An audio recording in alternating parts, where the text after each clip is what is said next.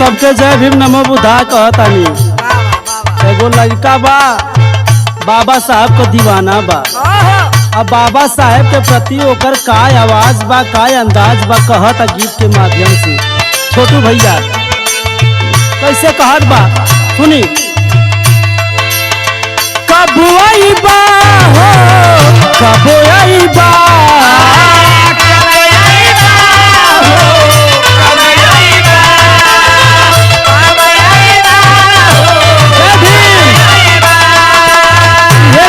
भैया कब आई बा हो कब आई बा कब आई बा नैया फसल मजेदार हे भीम जी कब आई बा नैया फसल मजेदार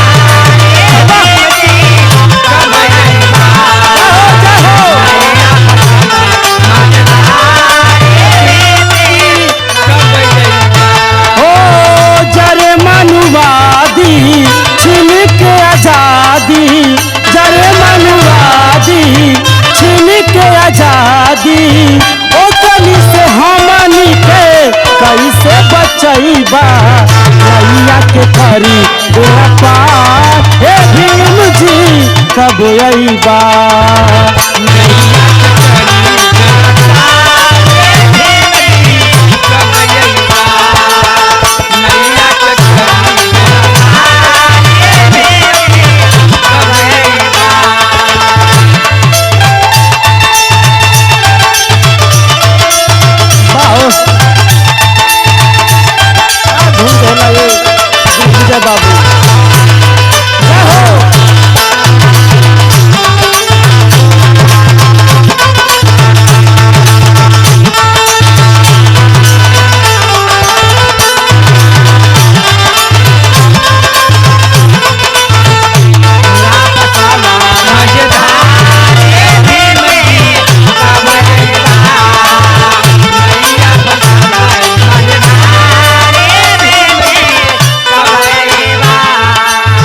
कहले बा भैया अंतरा में कहा था कैसे ये छोटू भैया दयानंद चाचा हो दुर्ग विजय भैया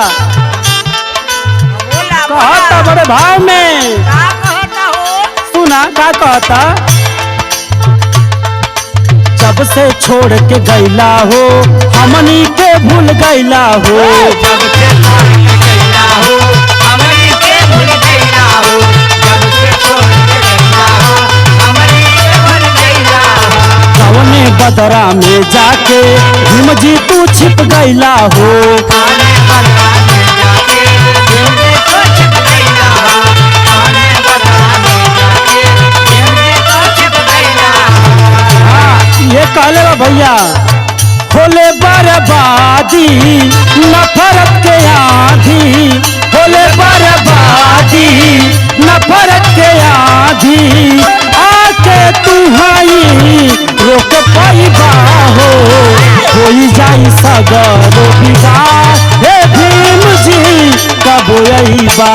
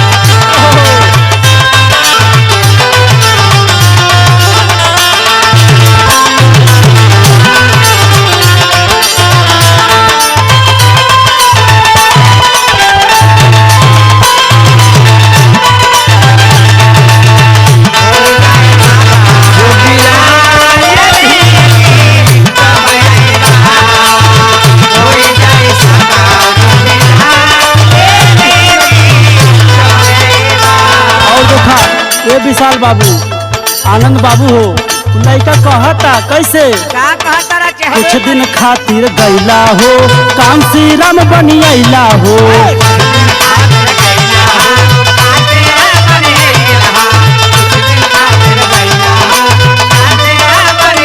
और कहता भैया दूसरा सूरज बन के तू साहब जी उग गैला हो।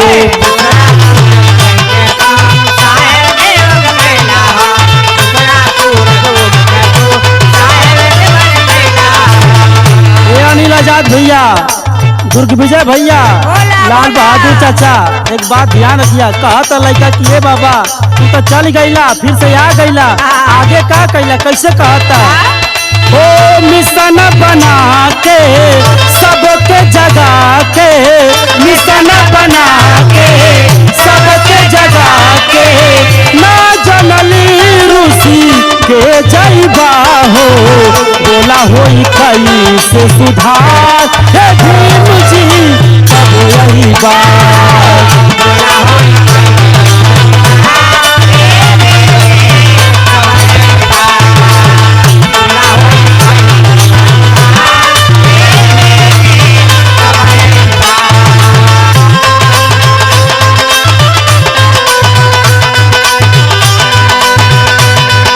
अरे बनला ये अर्जुन अतुल बाबू बनला।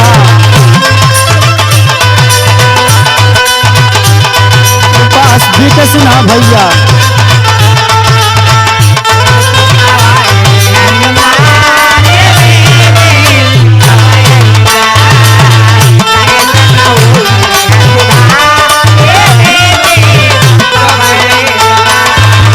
भैया एक बार तनी हकवे बनेला कह लेकर कि तनी एक बार जयकारा लगा था जय भीम।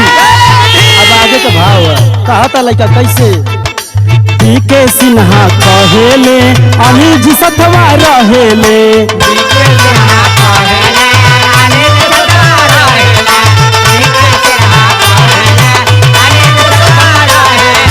अर्जुन अतुल ये भैया मिशन के बतिया कहेले।